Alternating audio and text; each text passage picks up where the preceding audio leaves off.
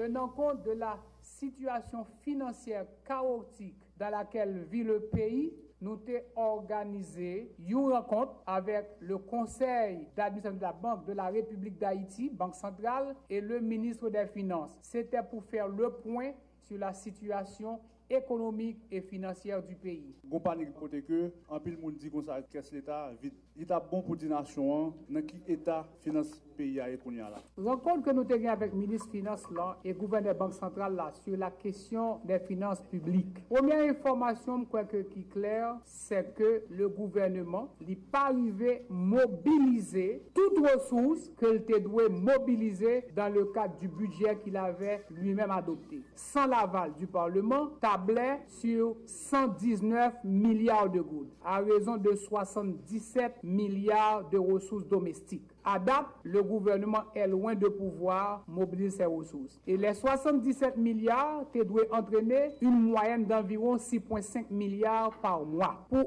aucun des 5 mois déjà écoulés, ces 5 milliards n'ont pas été au rendez-vous. Et au 17 février, le jour même où j'avais eu ce conseil des ministres, pour le mois de février, il n'avait encaissé que 1,8 milliard de gouttes. Ceci étant dit que les finances publiques sont une situation alarmante et catastrophique et qui appelle à une rectification du budget tel qu'il a été présenté au pays. Des mesures sont envisagées pour réduire les dépenses publiques. Et je veux profiter de cette tribune pour annoncer que les discussions que j'avais eues avant même mon élection avec mes collègues parlementaires visaient une réduction de la taille du gouvernement. Avec aujourd'hui plus de 20 ministres et près de plus de 20 secrétaires d'État, on s'est entendu sur un maximum de 15 ministres devant former le prochain gouvernement. C'est dans la perspective de réduire cette propension de l'État à dépenser et assurer une réduction significative des dépenses publiques. Pendant notre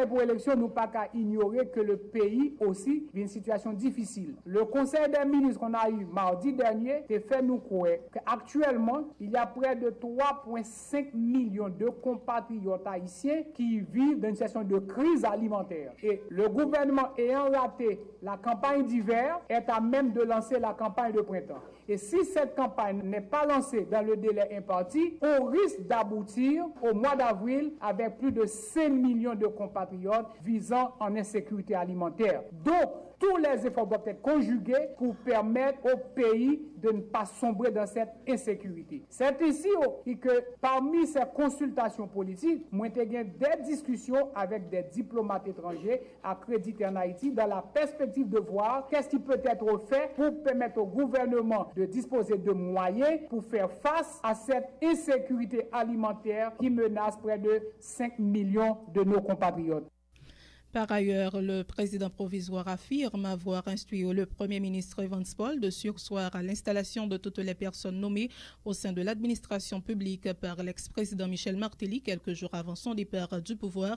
Ces déclarations toujours au micro de Diego Chaud. Par rapport au décret, je ne veux pas croire, et jusqu'à présent, je n'ai pas d'indicateur qui me permette de croire que entre le 11 janvier, date de la rentrée parlementaire, et le 7 février, date du départ du président de la République, que un décret qui est adopté. Parce que le Parlement est entré en fonction le 11 février, le gouvernement automatiquement ne disposait d'aucune provision constitutionnelle, qu'il ne disposait pas d'ailleurs, ne saurait non plus se lancer à l'élaboration de décrets. On peut parler d'arrêté présidentiel. Effectivement, je suis au courant d'un ensemble d'arrêtés présidentiels qui ont été adoptés presque à la date du 6 février et des nominations importantes ont été opérées à la tête de plusieurs institutions publiques. Pas plus tard que ce midi, j'ai déjà signé une note à être adressée au Premier ministre dans laquelle je demandais de surseoir à toutes les installations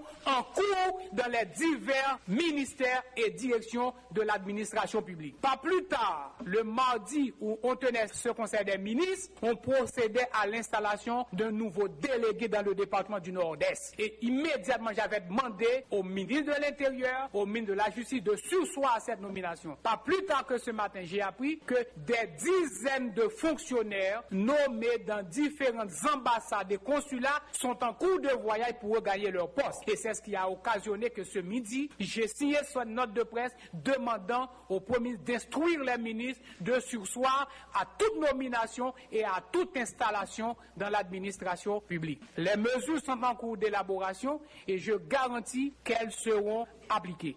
Le président provisoire Jocelyn Privera qui a tenu cet après-midi une conférence de presse au Palais national. S'agissant de la situation financière du pays, le président Privera affirme qu'elle est alarmante et catastrophique.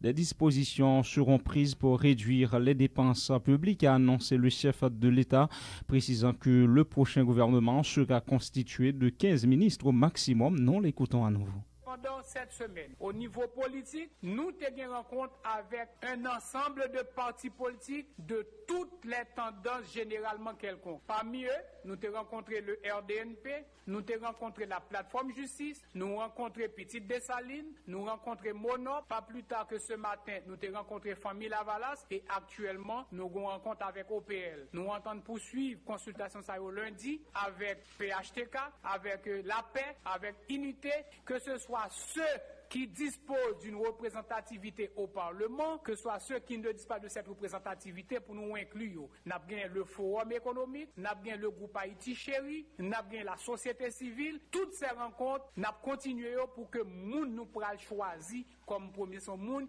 qui bénéficiait de cette légitimité d'un consensus général capable de rassembler toutes les forces vives de la nation vers un objectif commun. Au niveau des partis rencontrés, à date, nous avons dit qu'il y a 6 personnalités qui soient proposées par des partis politiques, soit proposées par des organisations de la société civile, devant former le panier ou le bassin de ce que je pourrais appeler des premiers ministrables. Parmi personnalités citoyennes haïtiennes, nous avons Mme Mirland Maniga, qui a été présentée par la plateforme justice. Nous avons l'ancien sénateur Edgar Leblanc-Fils, qui était proposé par le bloc majoritaire à la Chambre des députés et le bloc minoritaire au Sénat de la République. Nous avions l'économiste Fritz Jean, qui était proposé par la société civile et des organismes de défense des droits humains. Nous avons Jacques Sampeur, qui était proposé par le G30. Nous avons l'ancien ministre Johannes Gay, proposé par la plateforme Vérité, et l'ancien sénateur Simon Dieuseldera, qui est présenté par la plateforme Palmis. Après cette démarche, nous avions lancé le processus de recrutement des membres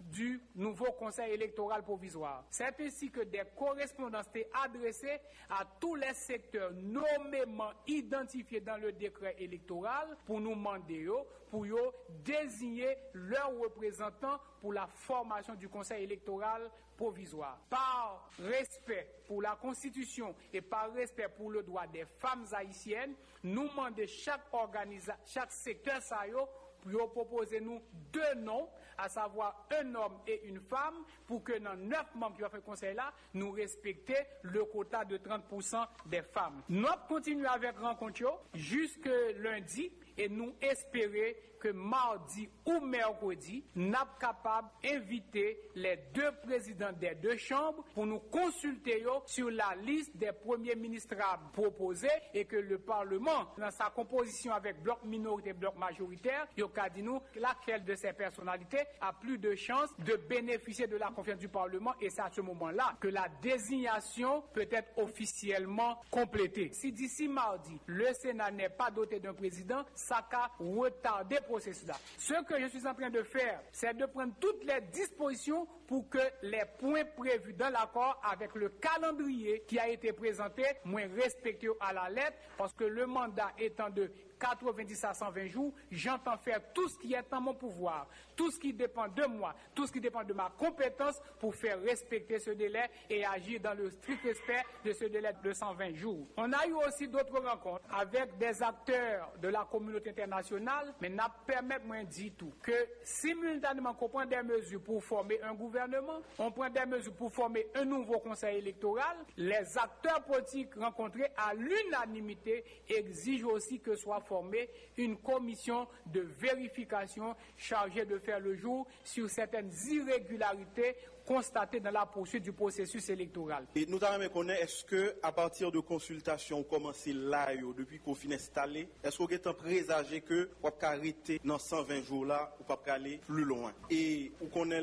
mieux passé en tant que président de la République, ou non posture qui met en face un paquet de monde ou des détracteurs déjà, est-ce qu'on dit Jocelyn Briver a un plan caché? Est-ce que véritablement le provisoire de Jocelyn Briver peut devenir permanent? Moi, parti là encore là, au nom du Sénat, je l'ai signé, et me signé respect 120 jours là. Et jusqu'à aujourd'hui, tous les actes que je pose s'inscrivent dans le cadre de ces 120 jours. La formation du gouvernement devrait être faite en consultation avec tous les acteurs de la vie nationale. Je suis dans le délai. La formation du Conseil électoral provisoire devrait être initiée dès l'installation du président provisoire. Je suis installé dans mes fonctions de président provisoire le dimanche et depuis mercredi, j'ai signé la lettre à être adressée au secteur et ceux-ci disposent de 72 heures pour communiquer leurs représentants. Je me demandais que nous suivons à partir de Zach m'a posé. Est-ce que Zach Mouyo y a fait avancer pour cela ou bien est-ce que Zach Mouyo a fait retarder? Voilà, vous venez d'écouter le président provisoire Jocelyn Briver.